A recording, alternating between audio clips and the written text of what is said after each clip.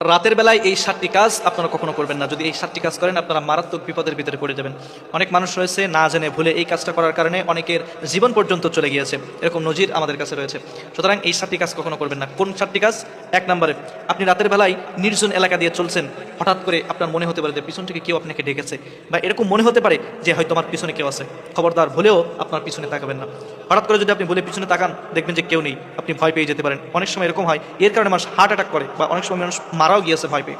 এই কাজটা আপনারা কখনো করবেন না। যদি রাতের বেলা হঠাৎ করে মনে হয় যে আপনার পিছনে হয়তো কেউ আছে, আমার পিছনে কেউ আছে, ঘুরেও তাকাবেন না। আপনি আয়াতুল কুরসি পড়তে পড়তে সামনের দিকে যাবেন, ওটা ভ্রুক্ষেপও করবেন না। 2 নম্বরে, হঠাৎ করে আপনি দেখবেন যে সকালবেলায় যখন আপনি ঘর থেকে বের হচ্ছেন, আপনি আপনার জুতাটাকে চেক করবেন। দেখবেন অনেক সময় জুতার ভিতরেই সাপ থাকে।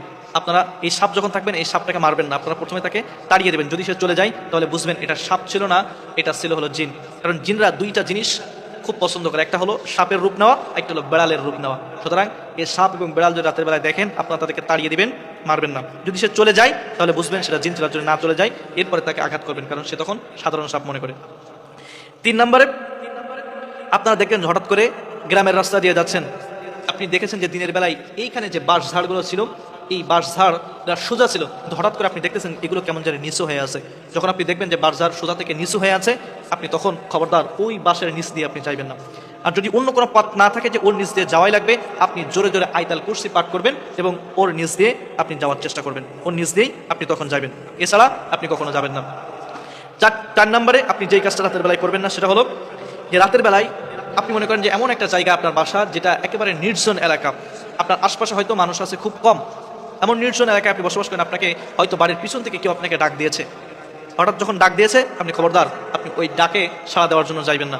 যদি এমন হয় সে 3বার আপনাকে ডেকেছে, কারণ 1বার ডাকে শয়তান আর 3বার মানুষের ডাকে, যদি 3বার ডাকে এরপর আপনি সাবধানের সাথে ওই ডাকটা শ্রবণ করবেন বা ওইটা দেখার চেষ্টা করবেন। কিন্তু 1বার যদি কেউ ডাকে, আপনি ওই ডাকটা গ্রহণ করবেন এবং বাইরে যেয়ে দেখতে যাবেন না যে কে আছে।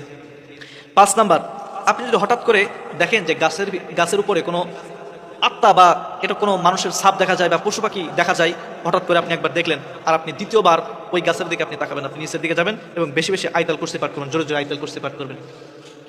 এবং 6 নাম্বার যে বিষয়টা, যে কাজটা আপনি রাতের বেলায় করবেন না সেটা হলো যে আপনি হঠাৎ করে ঘরের ভিতরে প্রবেশ করলেন, প্রবেশ করার পর আপনি দেখলেন যে আপনার মতনই কোনো অবয়ব বা কোনো মানুষ মারা গিয়েছে, বা আপনার মা বাবা বা এরকম কোনো ছায়া বা অবয়ব আপনার ঘরের ভিতরে আছে, এরকম দেখে আপনি ঘাবড়াই যাবেন না, আপনি জোরে জোরে আয়াতুল কুরসি পাঠ করতে থাকবেন। এই বিষয়গুলো হরহামেশা মানুষের সাথে হয়। এবং সর্বশেষ 7 নম্বর যেটা, সেটা হলো যে আপনি মনে করেন যে গোসল করতে গিয়েছেন, অনেক সময় এরকম হয় গোসল করতে যাওয়ার পরে আপনার মনে হতে পারে যে আপনার পানির নিচ থেকে কেউ হয়তো আপনার পা ধরে টান দিচ্ছে, আপনি তখন ভয় পাবেন না, আপনি তখন আয়াতুল কুরসি জোরে জোরে পাঠ করতে থাকবেন। এই 7টা কাজ